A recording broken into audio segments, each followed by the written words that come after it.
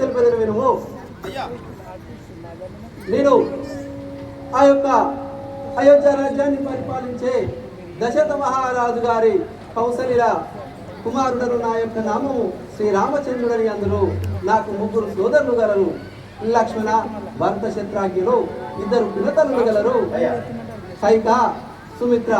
ఇప్పుడు నా తండ్రి గారైన దశరథ మహారాజు గారి అంతరంగ మందిరంలో పెంచుకున్నవాడని.